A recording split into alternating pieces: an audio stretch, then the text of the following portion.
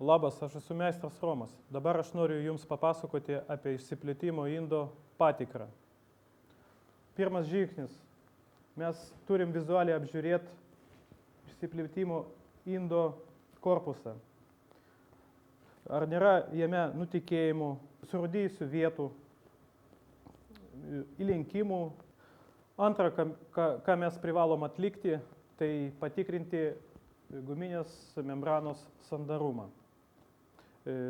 Pirmas žingsnis, ką mes padarom, tai atsukam dangtelį nipelio ir atsuktuvo pagalba nuspaudžiam nipeliuką. Jeigu oras, reiškiasi membrana sandari. Jeigu pradeda tekėti vanduo iš nipelio, reiškiasi membrana pramušta. Ir būtinai reikia šitą indą pakeisti nauju. Dabar aš noriu Jums parodyti, kaip pamatot slėgį išsiplėtimo inde. Su manometro pagalba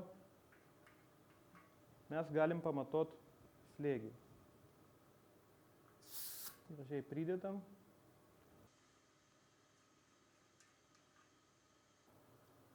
Pamatotas slėgis išsiplėtime inde turi būti ne mažesnis, o didesnis 0,2 atmosferos negu šildymo sistemoje.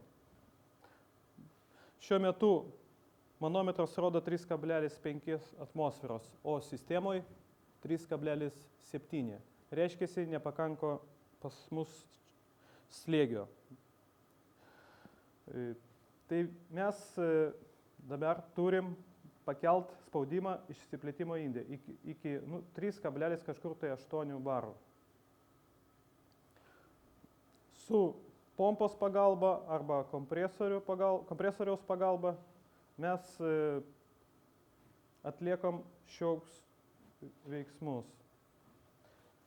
Visą pirma, pagal taisyklės mes turim atjungti šildymo sistemos kontūrą, išleisti iš jo vandenį ir tada tik su pompos pagalba kompresoriaus pakelt spaudimą.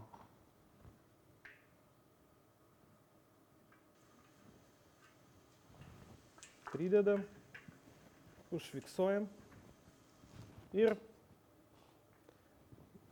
pumpuojam.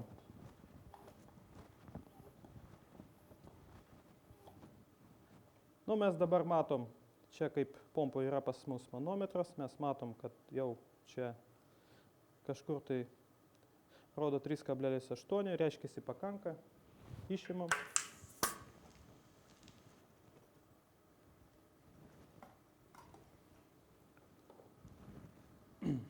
Atliekus šios veiksmus mes turim vėlgi užpildyti šildymas sistemos kontūrą ir pakartotinai pamatot slėgį išsiplėtimo inde.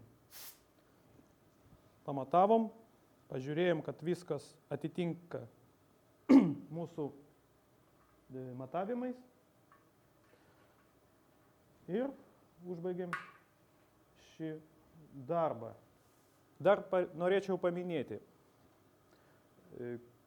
kada po apžiūros metu mes išsiaiškinom, kad mūsų išsiplėtimo indas yra sugedęs arba prakiuręs, pakeičiant naujų, mes turim atkreipti dėmesį į tą dalyką, kad gamyklinis slėgis oro ertmėje yra 1,8 baro. Ir mes pasiekti darbinio slėgio turim pasitelkti ne rankinės pompos, o elektrinio kompresorius, kad tas mūsų procesas neužtruktų ilgai. Na ir viskas, ką aš norėjau pridurti.